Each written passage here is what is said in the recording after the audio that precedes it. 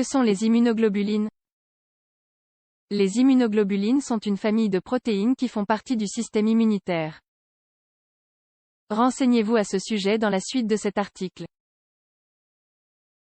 Les immunoglobulines sont un groupe spécial de molécules que l'on retrouve dans la famille des protéines. La fonction principale de cette classe de biomolécules est protectrice, c'est-à-dire qu'elles servent à protéger notre organisme.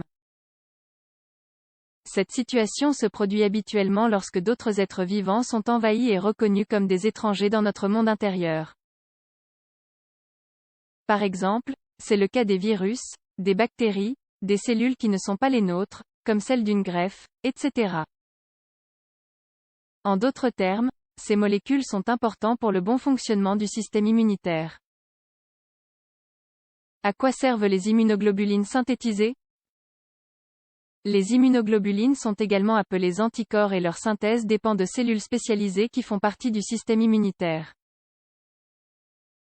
Leur formation augmente si des antigènes sont identifiés ou perçus. Il s'agit de substances étrangères présentes dans des agents étrangers tels que bactéries, virus, etc.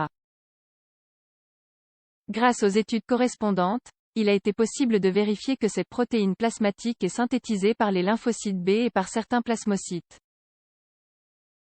De même, notre système immunitaire est très précis, produisant différents anticorps ou immunoglobulines pour chaque antigène. Cette caractéristique assure notre survie mais montre des échecs comme c'est le cas des maladies auto-immunes.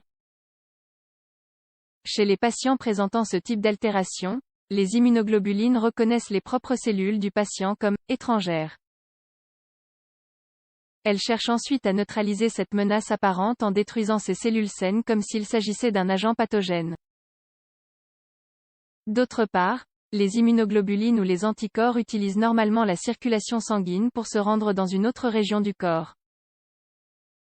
De cette façon, elles peuvent se rendre rapidement à l'endroit où se trouvent les antigènes et les détruire. Pour cette raison, l'équipe de soins de santé effectue habituellement une étude des échantillons de sang pour vérifier le taux d'immunoglobulines. À d'autres moments, cependant, on peut prélever d'autres échantillons de liquide.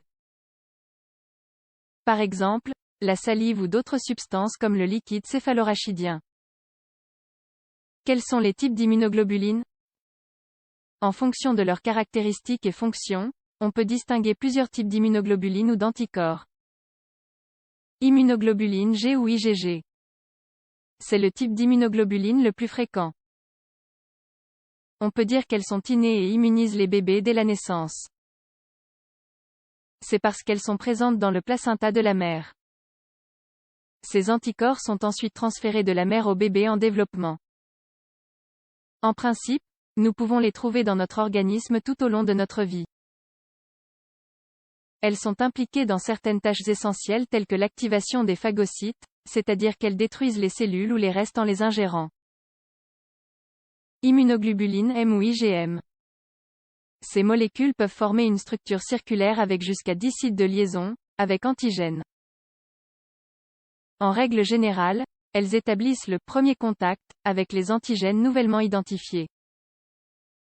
Elles activent ou favorisent l'action des macrophages, semblables aux phagocytes. Immunoglobuline A ou IgA. Celles-ci ont une chaîne lourde de type alpha. On les trouve sous forme de monomères, dimères ou trimères. Cela signifie que jusqu'à 3 unités ou immunoglobulines peuvent apparaître ensemble.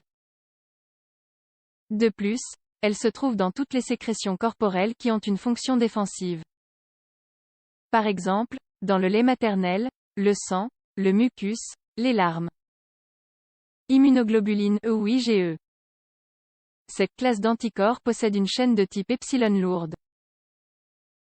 Contrairement aux anticorps ci-dessus, elles sont généralement placées sur la membrane des mastocytes. Par conséquent, la majeure partie de ce type d'immunoglobulines réside dans les tissus de l'organisme. Ce sont généralement des récepteurs d'allergènes, des antigènes qui provoquent une réponse très exagérée.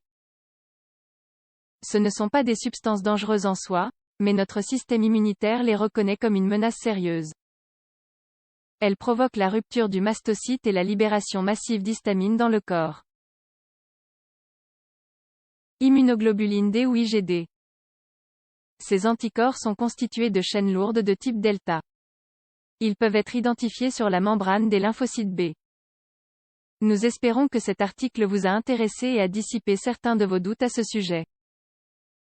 Dans tous les cas, n'hésitez pas à contacter l'équipe médicale la plus proche si vous souhaitez en savoir plus sur les immunoglobulines.